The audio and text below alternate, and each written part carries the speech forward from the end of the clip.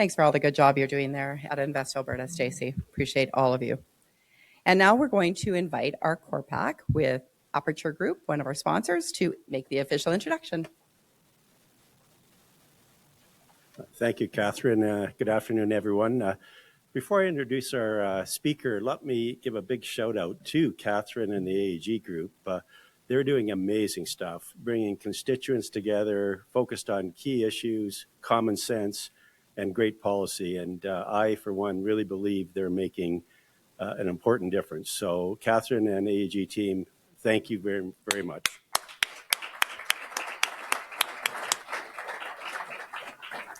So on to our key speaker. Ms. de Jonge was appointed Parliamentary Secretary for Affordability and Utilities in July 2023. She has a bachelor degree with distinction in economics and philosophy from the University of Calgary, and she was awarded the Professor Z.M. Kubinski Prize in Economics. We're going to have to hear more about that, Chantelle. Sounds very interesting, and congrats on that. She also has a master's in public policy from the University of Calgary, and she is the MLA for Chestermere Strathmore. And so today she's going to talk to us about nuclear industry here in Alberta. I think it's going to be very exciting. For one, I'm really looking forward to it. Ms. de Jonge, please join us at the podium, and a warm welcome.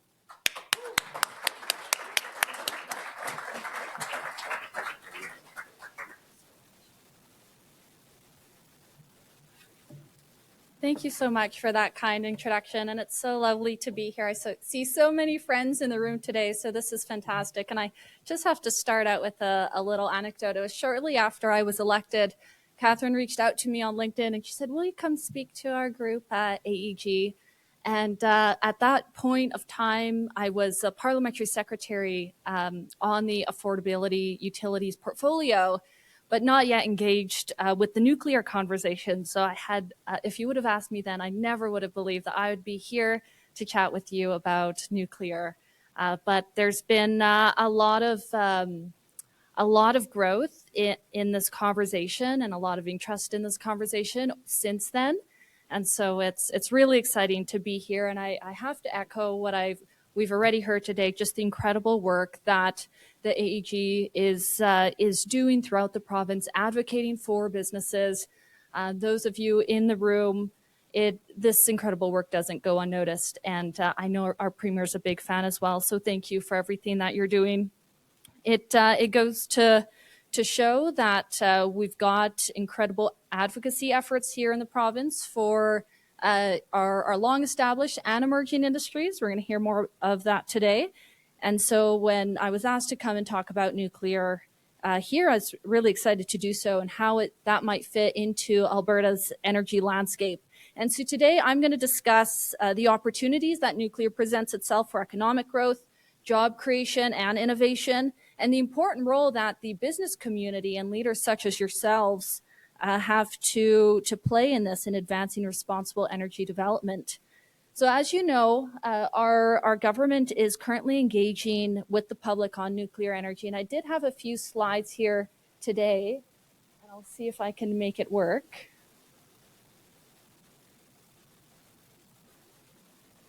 Amazing.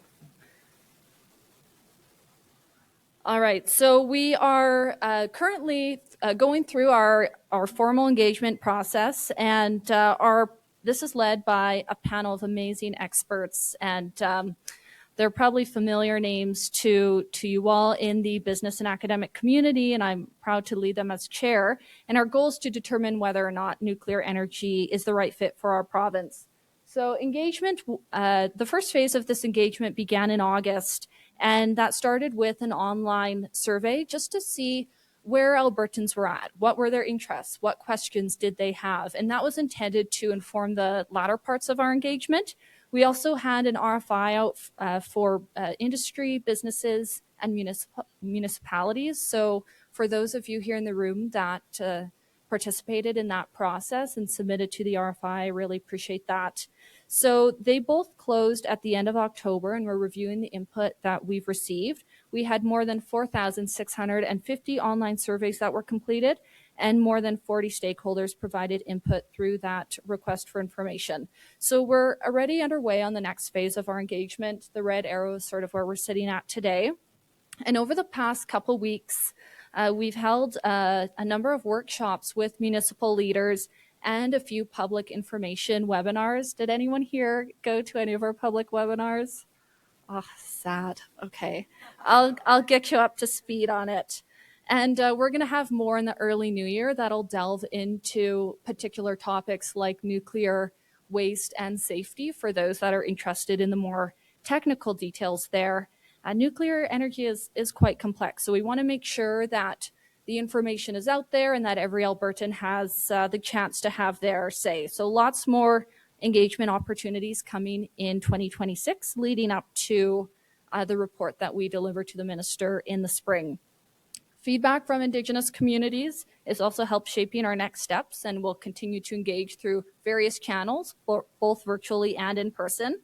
And over the next 4 months, the panel and I will be traveling across rural and remote Alberta. So we're going to do the full provincial tour to meet with Albertans, stakeholders, Indigenous communities, and organizations to hear from them what their concerns are, what they'd like the province to consider, and also to share with them where we are at. So keep an eye on the website for upcoming events.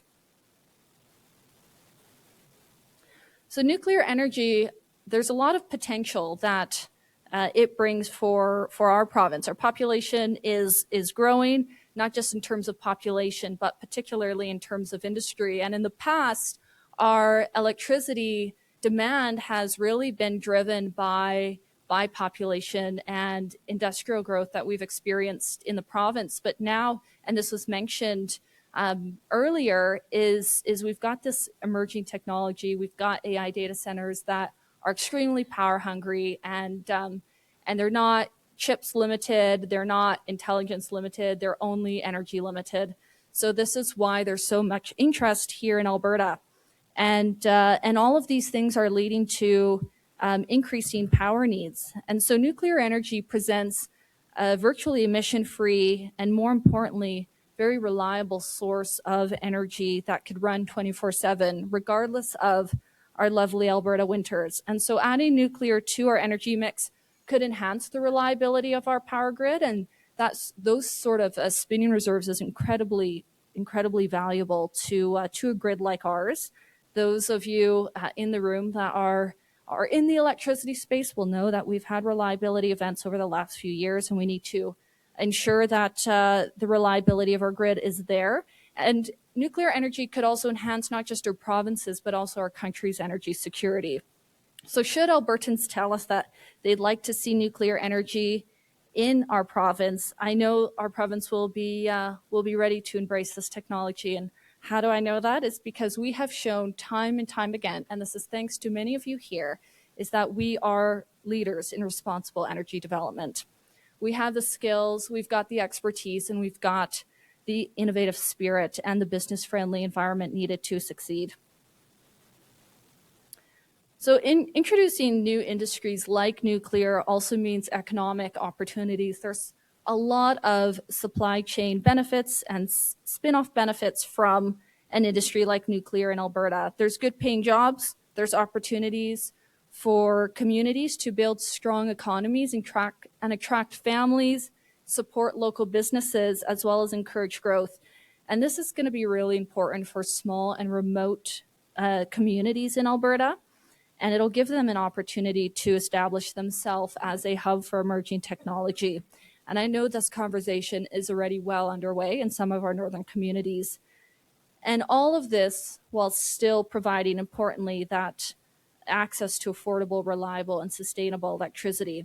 So business leaders like you here today have a really important role to play in establishing this potential energy industry. And I know there's some of you in this room that are nuclear leaders already. And so thank you for doing what you do. And I know we've had discussions about that in the past. I think our Q&A portion today is going to be really interesting. And as you know, Alberta's unique energy-only electricity system means that industry will be the ones that bring these projects to life. So our government's role is to develop the roadmap.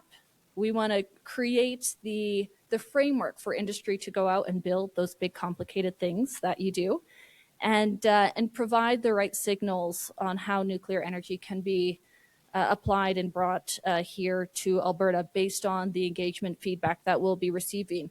And we also have just signed a historic MOU with the federal government. And while everyone is talking about pipelines and getting rid of 7 of the 9 bad laws, which is an amazing feat thanks to our premier, there's also a little nugget in there on nuclear. And so we've committed to collaborating with Ottawa to develop a nuclear generation strategy. But ultimately, if this industry moves ahead, it will be because the private sector decides how and where this technology is deployed. And that could include some of you in this room, bringing the resources and economic prosperity to your communities. So it's a very interesting time to be shaping our province's energy future. I think nuclear holds great promise and provides opportunities today that could set future generations up for success.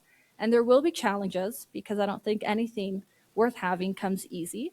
But with lessons learned from other jurisdictions like Ontario that has been using nuclear safely and reliably for more than 60 years, and the determination and the innovation and the energy intelligence we have here in Alberta, I have no doubt that we are going to create better and brighter things for our future.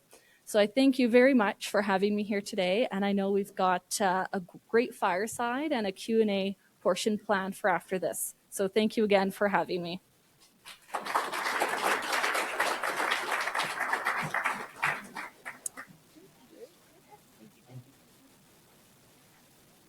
Excellent. And now we'll have Jeff Cowling, Managing Partner with Navicord, come up to start the fireside chat. Thanks, Jeff.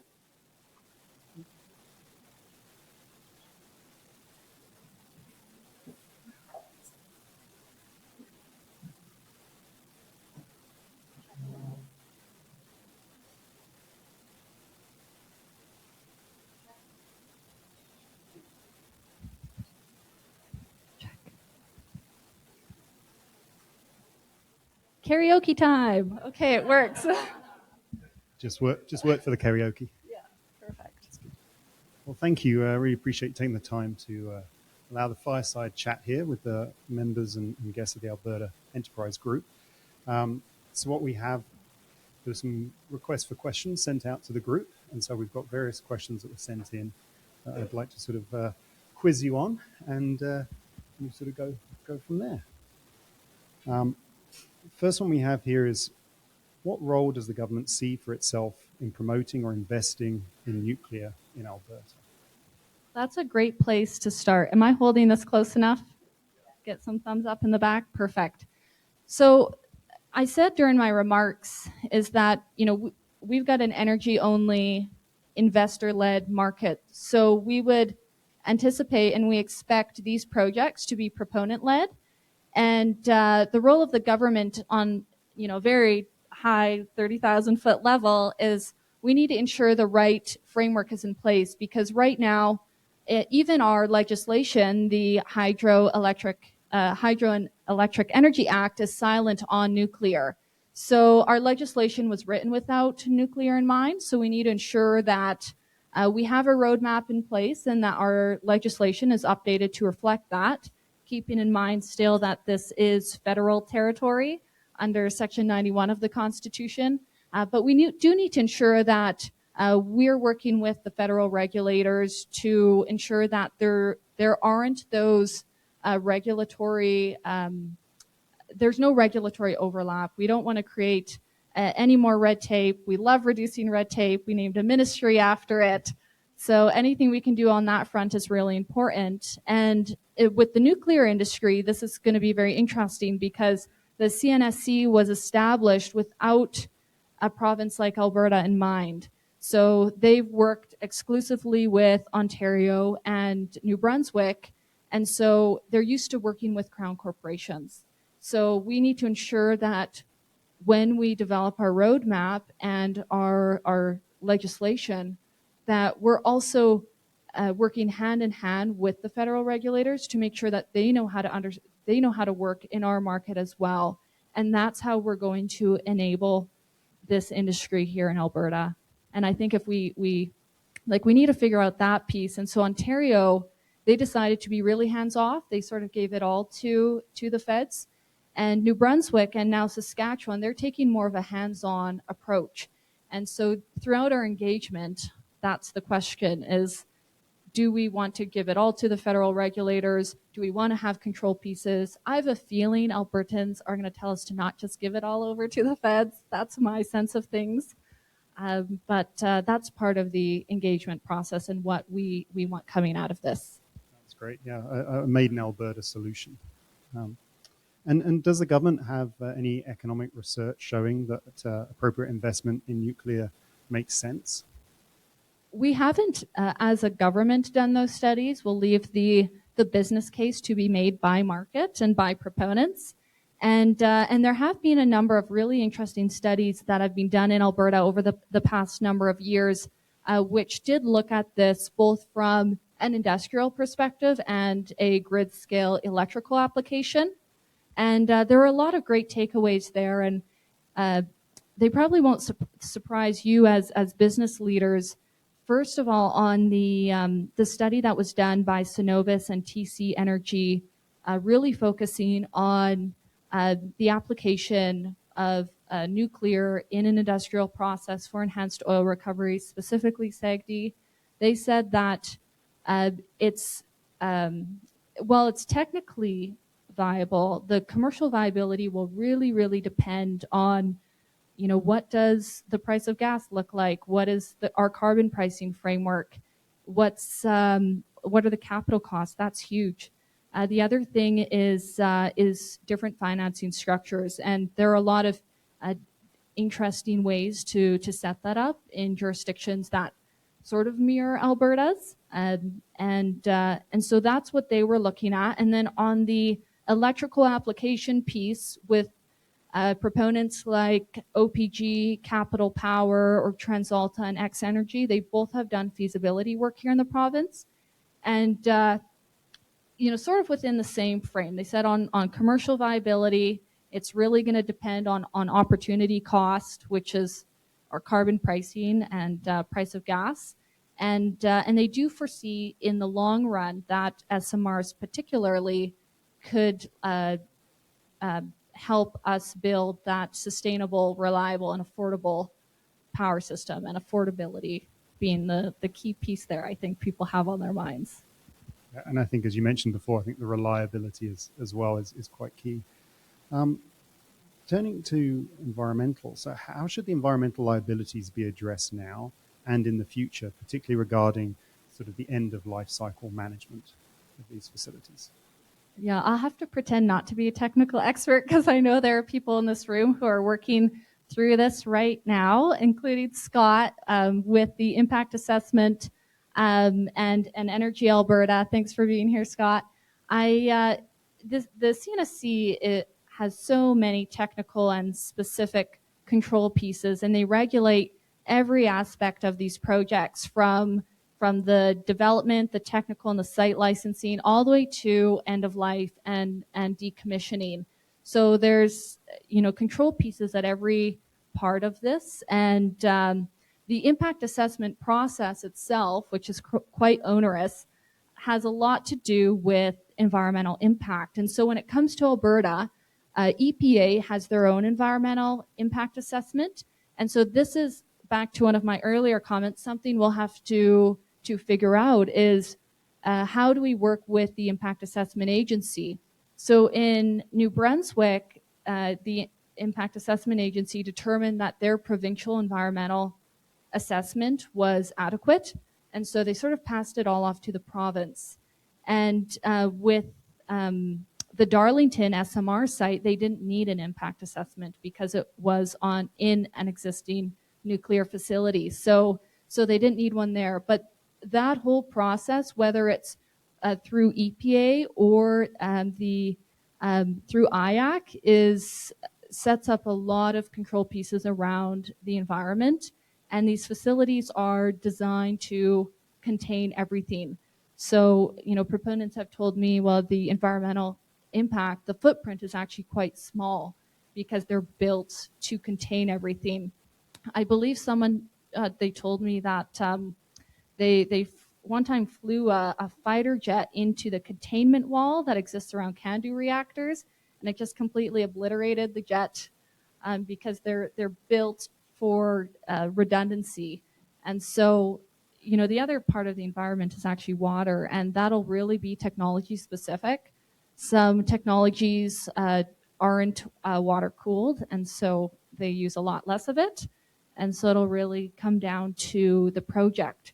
Now, on end of life stuff, actually, before I get to end of life, maybe I'll just mention on the impact assessment process, we do have a draft cooperation plan in place with the proponent right now, and you can actually go to the IAC's website and sort of see at a high level what those draft cooperation plans look like.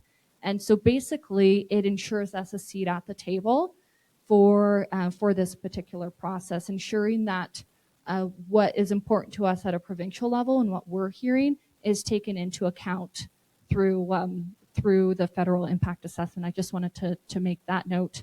But on the end of life stuff, the NWMO is currently looking to site their second deep geologic repository, the first one being in Northern Ontario, but it only will take fuel from existing facilities. So any facilities built here in Alberta would fall under the second DGR, and unlike the first, where the funding agreements are all outlined in the Act, this would all operate under individual commercial agreements.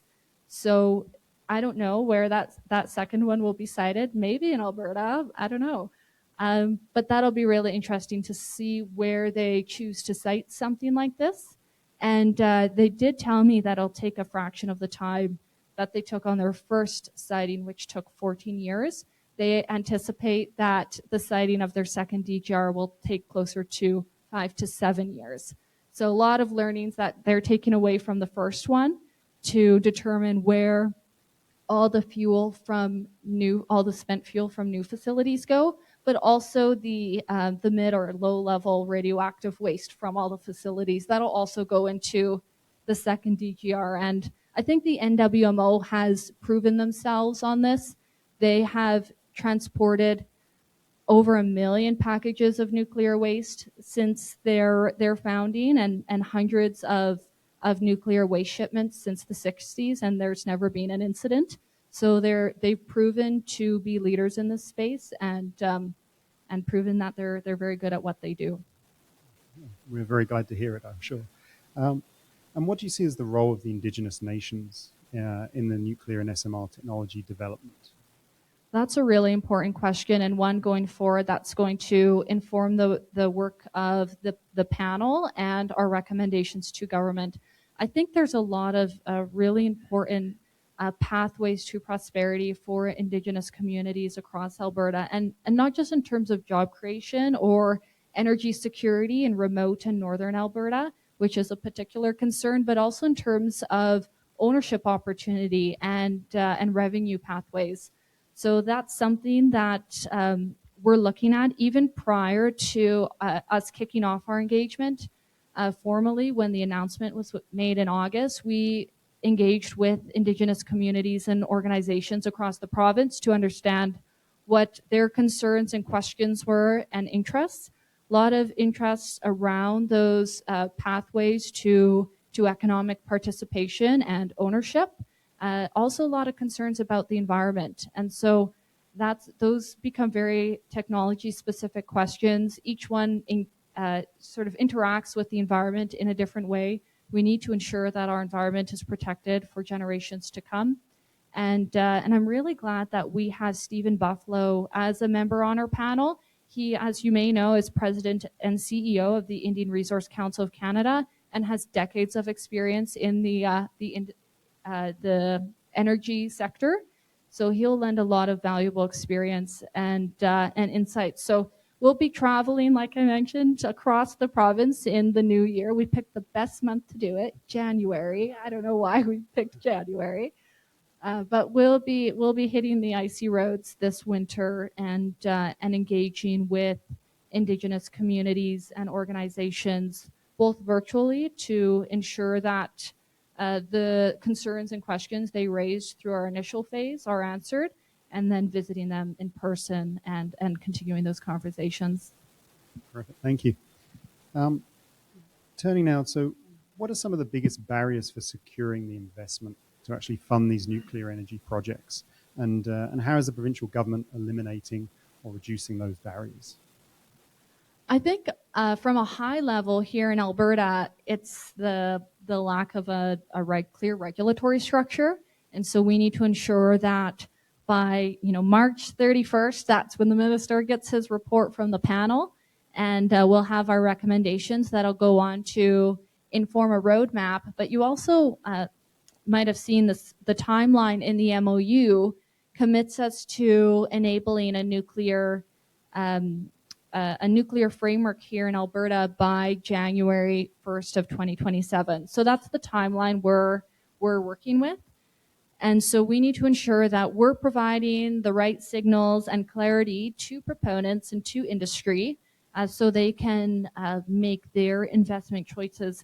But also on a more technical level, what I perceive to be two really big barriers for the nuclear industry, not just in Alberta, but I think it's interesting here just because of how our market works, is first on the long lead times and the carrying debt through very long construction periods, and just the risk carried through the pre-construction and development phase.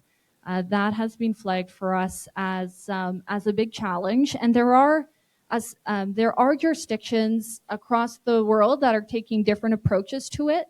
One thing we have heard from proponents is that we should look at and study the Sizewell C model in the UK. They've got a deregulated market, and they're building, I believe there are a few Rolls-Royce reactors. And so they, as the UK government, have taken some equity ownership, I think 45% in the project, and then they put a levy on ratepayers, I think it's like $1 a month, to carry the company through the very long construction phase. So that's something proponents have brought to our attention. And then the other thing that's been brought up is on the decommissioning, because the CNSC requires a financial guarantee from the start of the project to cover the full cost of decommissioning. And that's being raised as a big financial hurdle as well. And so part of this engagement is just having these discussions with industry and with proponents, and taking a look at all our options, and ultimately cabinet will make these decisions, not me. Yeah. And as you note there, so some of the primary drivers of costs in the nuclear industry is sort of the new build and refurbishment, is also the regulatory environment. So what level of effort is needed to streamline and optimize the current regulatory framework to try and reduce those project costs and schedules while still ensuring projects and operations are safe and sustainable?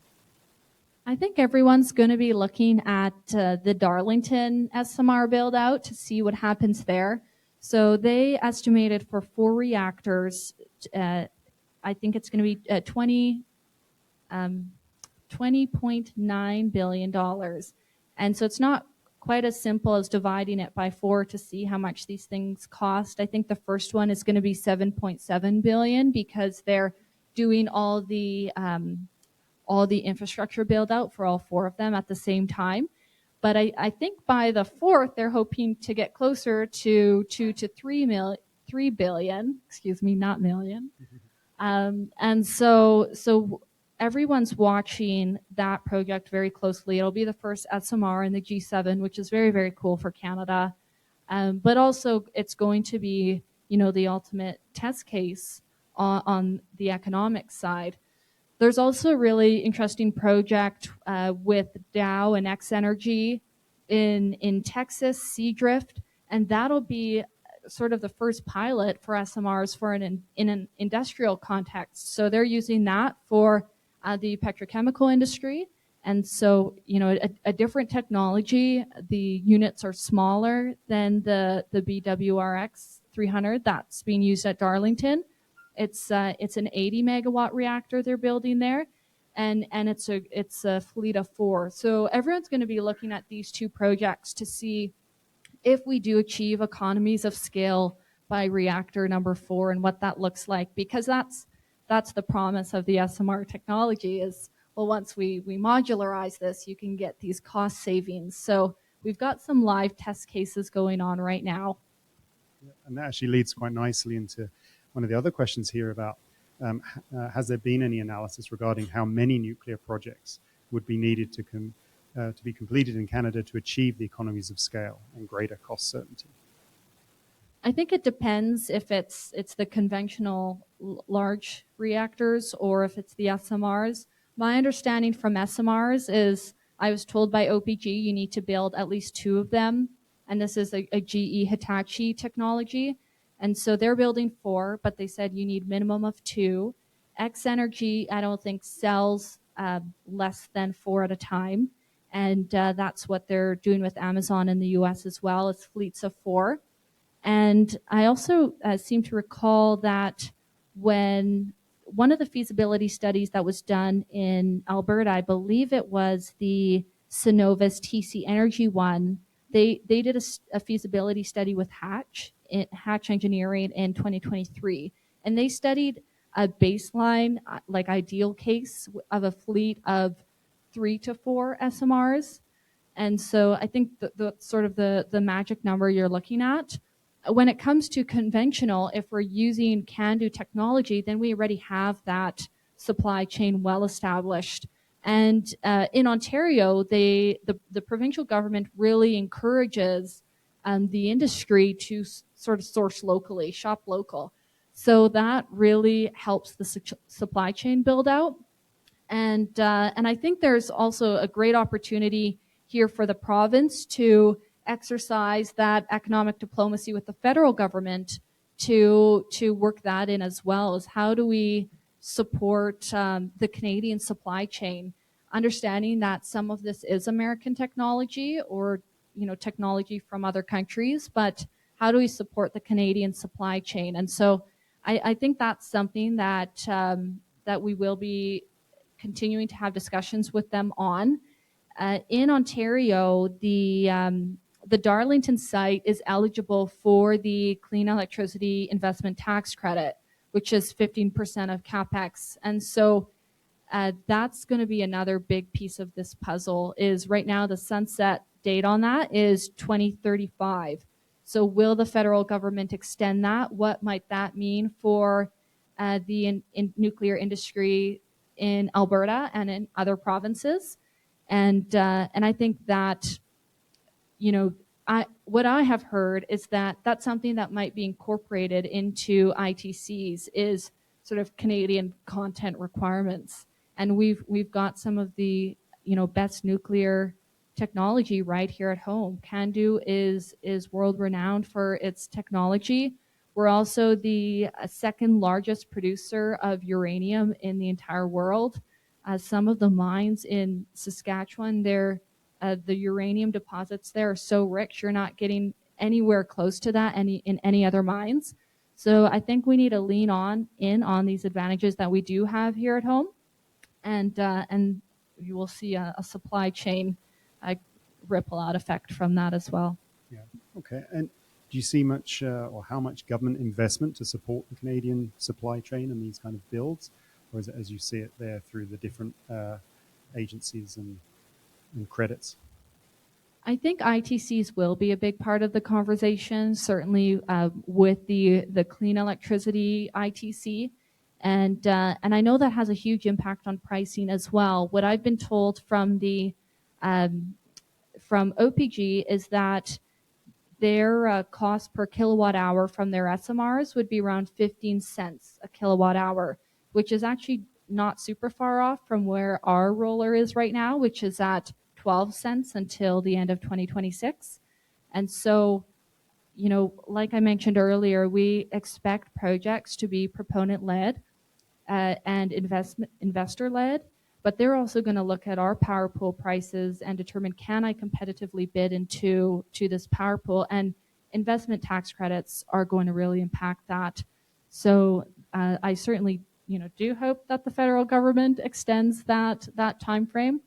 Maybe someone in the room knows this answer, but I think as long as you start construction before 2035, you're okay for capex that occurs before. It doesn't need to be in operation before that date. So I think that'll help proponents that are sort of getting rolling now. And you mentioned before, obviously, there's a range of different technologies that could be looked at and has been looked at. What's the current status of the thorium development and its use? Who asked this technical question? I can tell you after. Okay, that is very technical. I can't pretend to be the expert. I am not. But I do know that there's no commercial use of thorium right now in Canada, although there is a company called Clean Core, and they submitted a preliminary design assessment to the CNSC, and they sort of got a regulatory thumbs up, which basically means that Clean Core as a company understands our regulatory process, and they have this really interesting fuel. It's called ANEEL, ANEEL, and it actually is compatible with CANDU technology, which is really interesting. And so it's a mix of thorium and uranium in a pellet that's compatible with CANDU technology. So that's interesting. I'll certainly be following that closely. So thanks to whoever asked that very, very technical question. That's good. That would be another sort of made in Canada approach. And how and will the Nuclear Energy Initiative, obviously, how would it work in concert, or will it work in concert with the oil and gas industry? I think there are a lot of synergies and a lot of overlap, particularly in terms of skill. And I mentioned in my remarks energy intelligence, and I didn't come up with that. I'm borrowing that from someone. But Alberta does have really high energy intelligence, and I think that's, if you look at where's the overlap and where's the nuance between existing industry and nuclear, turns out there's a lot of overlap actually, and a lot of skills that transition quite nicely. And I think the real connection is going to be on enhanced oil recovery and SAGD operations if it were to happen at all. We also do, of course, have Dow investing in the pet chemical process here in Alberta. And so, again, going back to that Seadrift project, this might be a real opportunity for nuclear technology to work really nicely side by side with our existing industries in the oil gas space and create those synergies with the use of process heat. Thank you. What strategies are being used or will be used to ease public hesitations, assuming there are some, or fears about using nuclear power? I think it's natural to have questions and concerns about a new industry and this path that we're embarking on. I think that's a healthy part of the process and why we're doing the engagement work that we are doing. So we had our webinars, our public webinars, and we will be having in-person public engagement as well across the province. And so stay tuned on that. And I think that's where we need to start is what are the questions and concerns that we heard through our first survey, and how can we address them and alleviate concerns throughout our second phase of the engagement, which also heavily focuses on education. We have some incredible experts that join us for our engagement activities, including Adrian Foster, who's the mayor of Clarington, which is where the Darlington SMR site is located, and he lives just a few minutes down the road from the reactors, and so he has a lot of great experience to share, as well as Professor Jason Dunna from the University of Calgary, and he shares a lot of his technical experience on nuclear. So that's really important to make sure that we have the right experts at the table, that we can bring forward voices that people trust, and ensure that their questions are answered. And there's also a proponent engagement happening at the same time. And so that's different. It's important It's different than the engagement we're doing.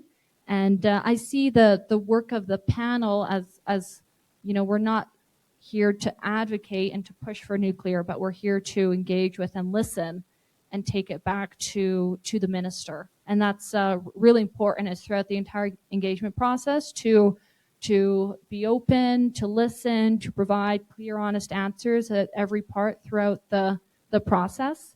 And I think that's, to answer your question, how we would alleviate those concerns.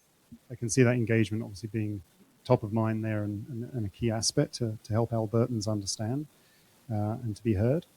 And is nuclear a viable alternative in Alberta, given our direct access to an abundance of natural gas and potentially with carbon capture?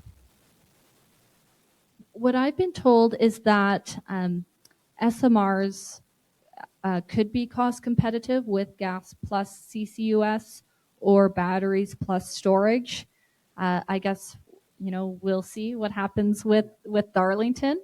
I don't think nuclear is going to replace gas. I think gas has been a very critical part of our electrical and industrial system here in Alberta for the past 70 plus years, and will continue to be so. So I don't see it as one replacing the other.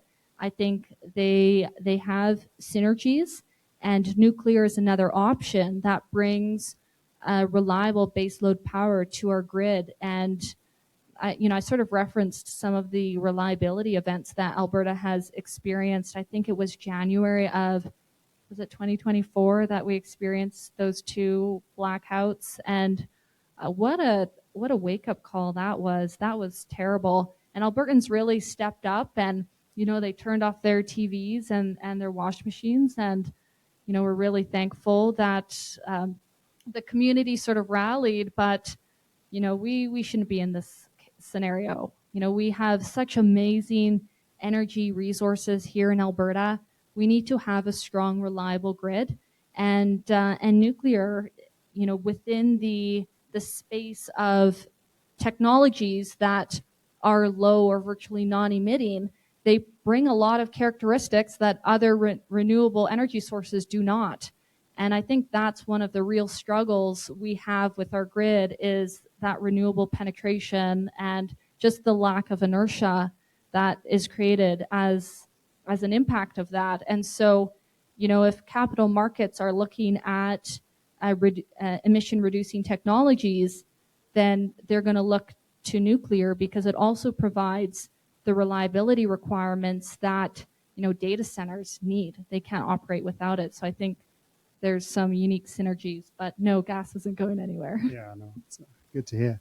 And finally, and it ties into your last comments there, can you discuss the role of the SMR technology within cities? Well, I know Adrian Foster, he pulled up on a map where he lives and how far away it is from the Darlington generating station, and it's incredibly close. I think the downtown of Bowmanville, which is the little community, there's only like a 10-15 minute drive from the Darlington generating station, so that's quite close. And so I don't know if you'd get any closer than that. There are a lot of other things to consider, and proponents are going to cite where it makes sense. And for a lot of technologies, that means access to water.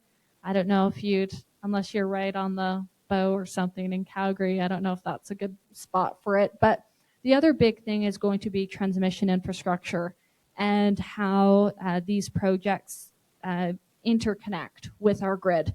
And so they're going to be looking at where we do have transmission build out already in place, and where they can easily connect. And that was something that TransAlta was looking at with X-Energy, is how do we repurpose our existing thermal sites, these retired coal plants, and utilize that and the transmission build out there for nuclear. So I don't foresee any being built close to cities. I don't know. I don't expect that to happen. But in Ontario, it is quite close, and there have been no issues with that site being so close to Bowmanville.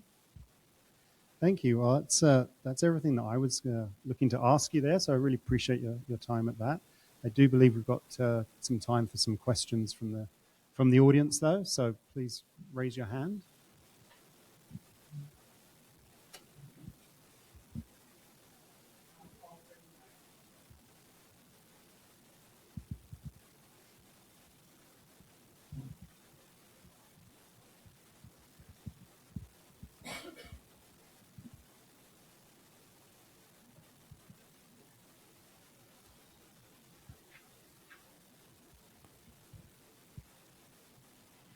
So we know that there has been a decades-long campaign against nuclear globally, and it has been very influential in changing public perception on nuclear in a fairly negative way.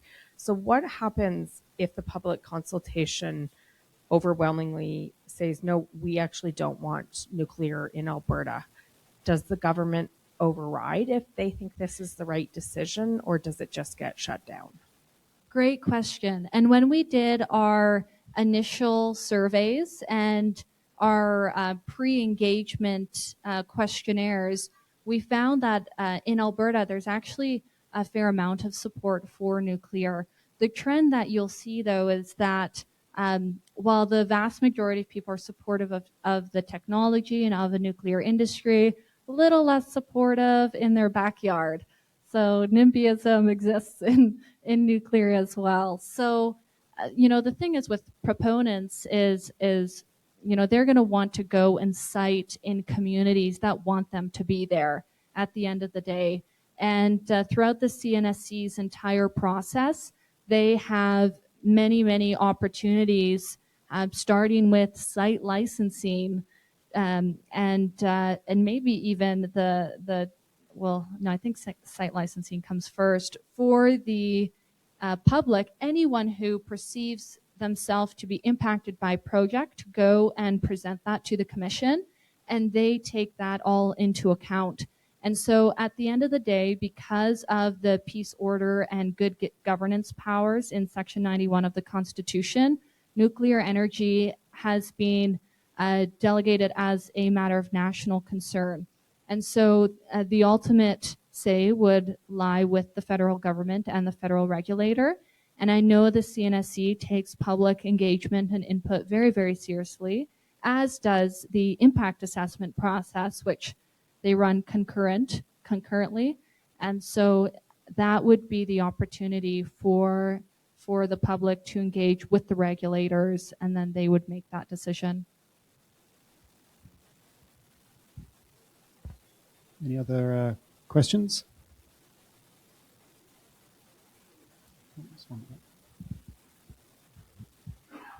Hello. We have a lot of radioactive waste in the oil and gas industry already right now, natural occurring radioactive materials.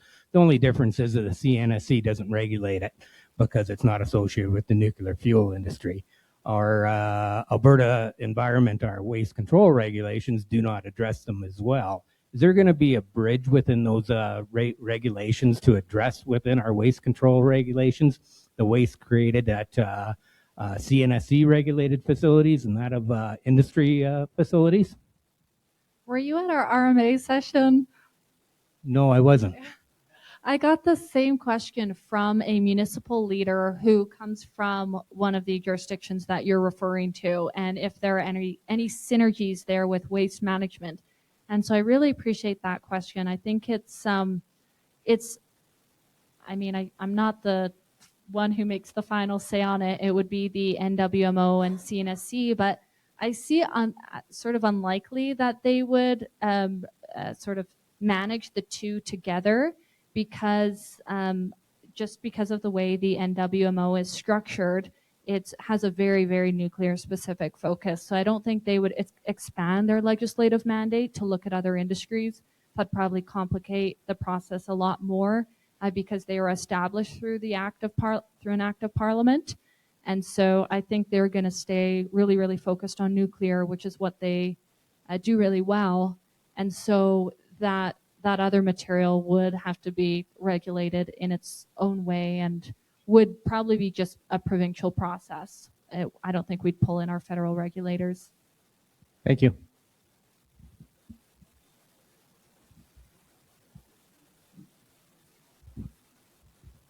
Sorry, I might not have all the answers. I'm Scott with Energy Alberta. So we work with the Impact Assessment Agency and the Canadian Nuclear Safety Commission. And the Canadian Nuclear Safety Commission actually has offices across Canada, and they deal with all radioactive material, whether that's in your dentists or at the hospitals or in the oil sands as well. So it's not just in the nuclear energy sector, it's all radioactive material that comes and the CNSC deals with.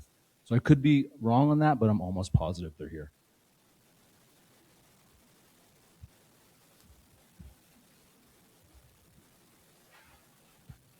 Do we have some more questions?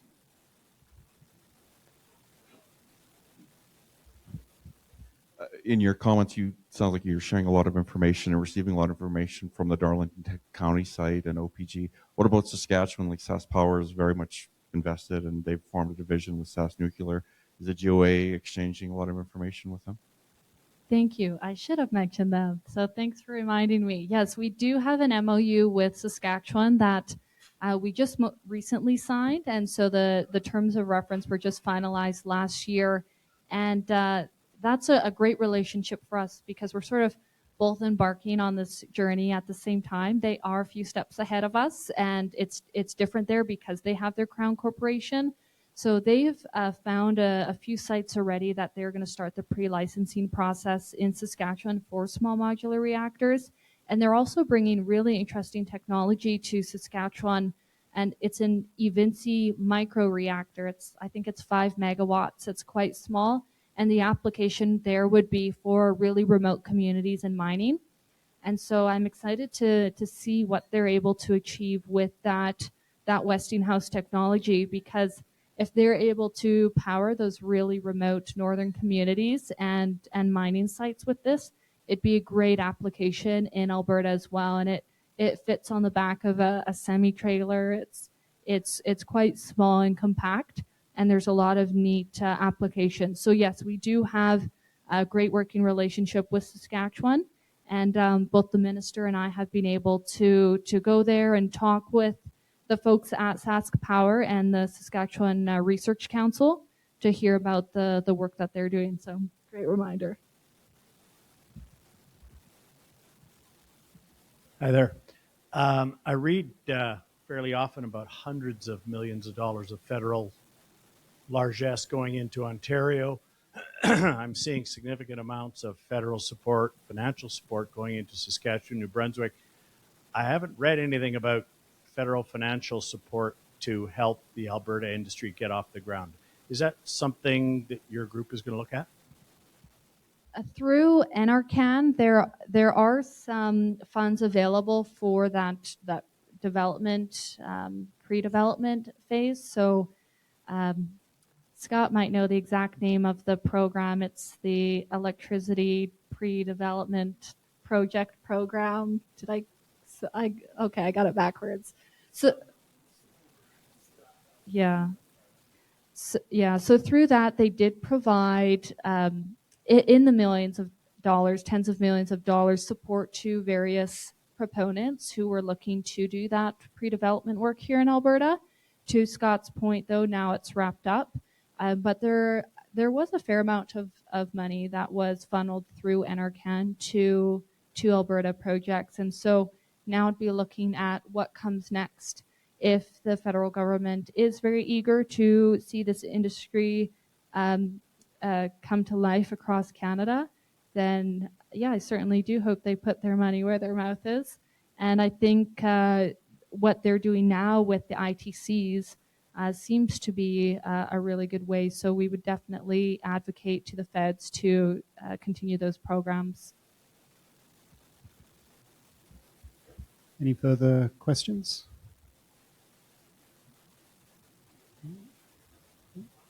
No? All right. Thank you.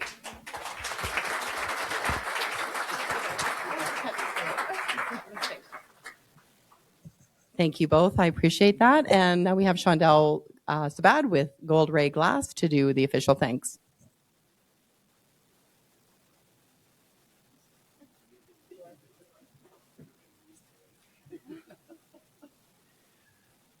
Hi, everybody. Before I thank the speakers, I'd first like to thank all of you for coming and participating in this conversation.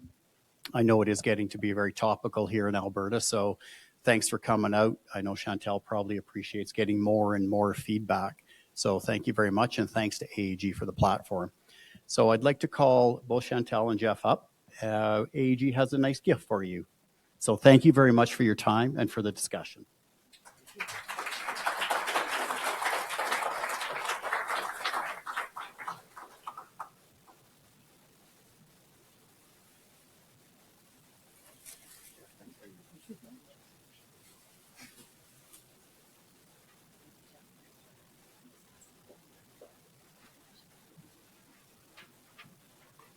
Thank you, everyone. And to close, we've got a 50-50 draw for Hope Mission. I'll let Paul, oh, there we go. Awesome. Or 50-50 draw and then Hope Mission draw, right? Is that what we're doing? 50-50. 50-50 first, okay. So check your tickets, get them ready. And how much is it? The 50-50 is 240. Yep. Perfect. And it's 140351. Awesome. That's 45 meals. Yay, wonderful. And then we have a business card draw for a AEG membership, so you can hang out with us more if you want. All right. Sayantan Say. Is that right? There we go. Hi, Sayantan. Welcome to AEG. All right. Our upcoming events is in 2 days. That's why we're all exhausted today. We have Premier Smith on December 17th at 2:45 in the afternoon here, back in the Devonian room, actually. There's still tickets available. And then in January 26th, we have Minister Nate Glubish on Minister of Technology and Innovation, and will be joining us in Edmonton. Tickets will be available soon. I'm wishing you all a very Merry Christmas and Happy Hanukkah. All the best to you and your families. Thank you.